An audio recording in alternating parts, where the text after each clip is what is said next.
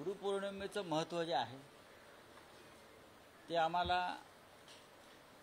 हिंदू हृदय सम्राट शिवसेना प्रमुख बाळासाहेब ठाकरे यांच्यामुळे समजलं की एक गुरु आयुष्यात असायला हवा, जो आमचं बोट धरून आम्हाला पुढे नेईल.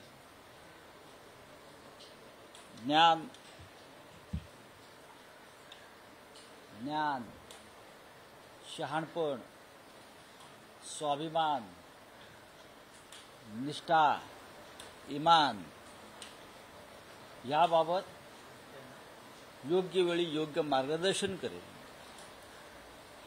आणि नुसतं मार्गदर्शन नाही तर माणसांची जपणूक आणि घडवणूक करेल. हे शिवसेना प्रमुखांनी केलं. म्हणून आज आमच्यासारखे जे लोक तुमच्यासमोर उभे आहेत, एका निष्ठेनं ते दिसत आहेत. महाराष्ट्राचे ते गुरु होते, हिंदुत्वाचे गुरु होते. पण त्यातून काही नासके आंबे निघाले आणि ते बाहेर गेले. माझं त्यांना आव्हान आहे, त्यांनी बाळासाहेबांना गुरु म्हणून त्यांचे फोटो लावू नयेत. तो या महान गुरुचा अपमान होईल.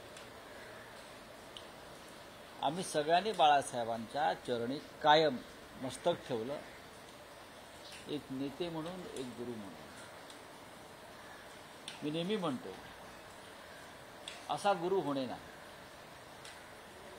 झाले बहु होतील बहु, परंतु या सम हाच. महाराष्ट्र घडवला, लाखो निष्ठावंतांची फौज उभी केली, त्यांच्या मनामध्ये स्वाभिमानाची ज्योत फुलवली, निष्ठेची मशाल दिली.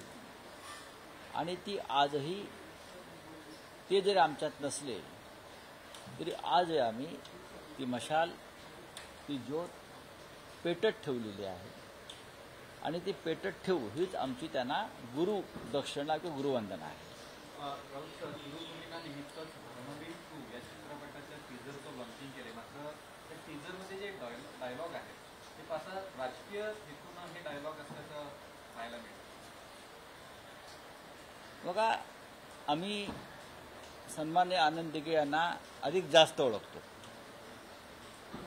जे आज आनंद दिघे साहेबांना आमच्या स्वतःचे त्यांच्यावर मालकी सांगण्यासारखे फिरतायत, सिनेमे काढतायत, नाटकं काढतायत.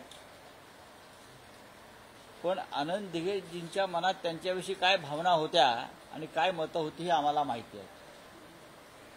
आम्ही त्याच्यावर सिनेमे काढले तर तोंड लपून फिरावं लागेल.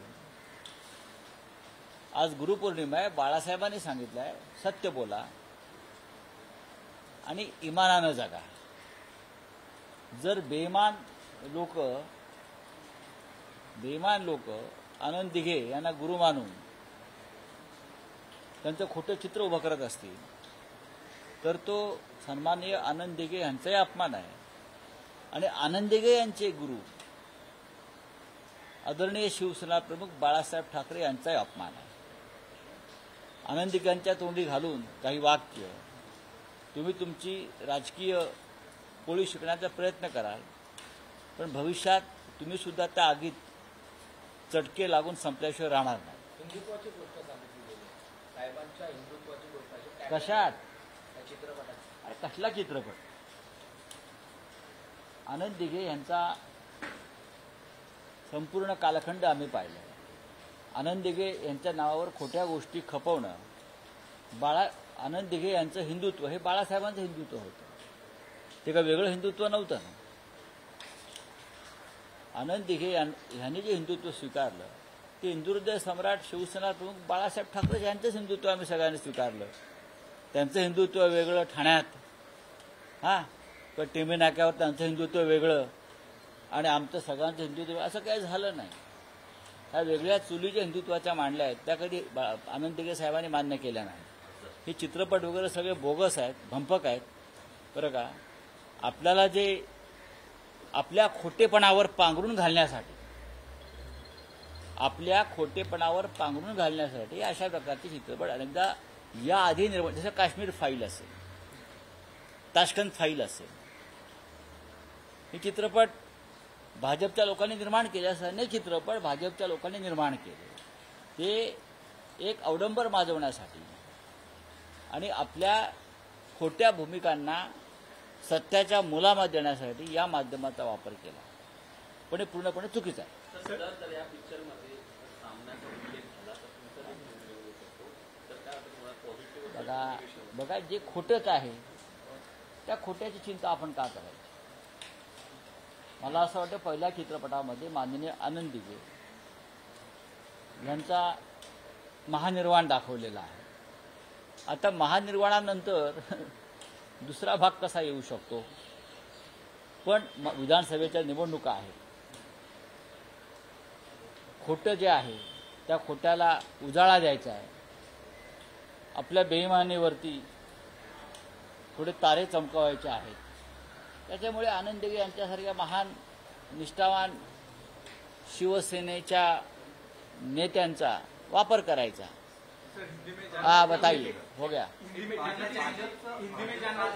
आहे. अमित शहा पुण्यामध्ये आलेले आहेत आणि विधानसभेच्या निवडणुकांचं रणशिंगात गुंतलं जाणार आहे. कसं बघताय? बघा,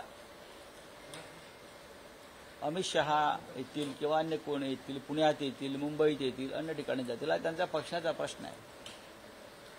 देशाचे गृहमंत्री आहेत. जम्मू काश्मीरमध्ये रोज जवानांच्या हत्या होत आहेत, रोज नागरिकांवर हल्ले होत आहेत. मणिपूर अजून पेटलेलंच आहे.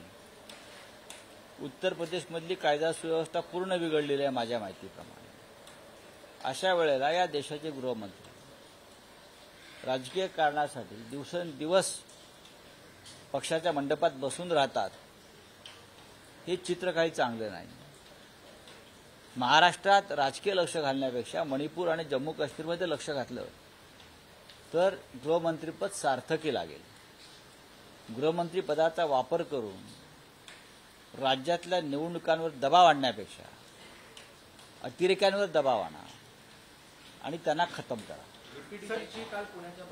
आणि माझं एवढंच म्हणणं आहे की गृहमंत्र्यांनी इथे येऊन ठाण मांडून बसू द्या, प्रधानमंत्र्यांनी सभा घेऊ द्या, ट्रम्पला बोलवा तुमच्या किंवा पुतीनना बोलवा.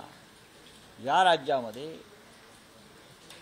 उद्याच्या विधानसभा निवडणुकीत महाविकास आघाडी म्हणजे काँग्रेस पक्ष, माननीय शरद पवारांच्या नेतृत्वाखालचा राष्ट्रवादी काँग्रेस पक्ष आणि माननीय उद्धव ठाकरे यांच्या नेतृत्वाखालचा शिवसेना, या तिघांच्या महाविकास आघाडीचंच सरकार येईल. त्याच्याविषयी आमच्या मनात शंका नाही.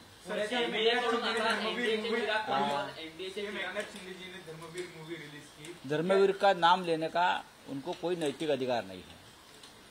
आनंद दिघे जी एक ईमानदार निष्ठावान शिवसैनिक रहे, हमेशा बाला साहब ठाकरे के साथ उनकी वफादारी रही. ऐसे आनंद दिघे जी का नाम लेकर कोई राजनीति करता है तो बेईमानी है. उनके नाम से सिनेमा निकालना और उनके मुंह से जो झूठ ये लोगों ने फैलाया है उनको एक सत्य का मुलामा देना ये गलत है. ऐसे सिनेमे आते चले जाते हैं. ऐसे बहुत सिनेमे आए ना, बीजेपी स्पॉन्सर्ड, ताशकंद फाइल, क्या कश्मीर फाइल्स, ऐसी बहुत सी फाइल्स आई और बंद हो गई. लोगों ने पैसा कमाया, चला गया. सर, चुनाव को नजर रखते हुए ये मूवी बनाई. ये चुनाव का ही है. ये बेईमान लोग हैं. ये बेईमान लोगों को ईमानदार आनंद दिघे जी का नाम लेने का कोई हक नहीं है. आनंद दिघे जी ने हमेशा बाला साहब ठाकरे के साथ वफादारी रखी, उनके हिंदुत्व को आगे लेके गया. बाला साहब ठाकरे और आनंद दिघे ये गुरु शिष्य की जोड़ी थी. ठीक है.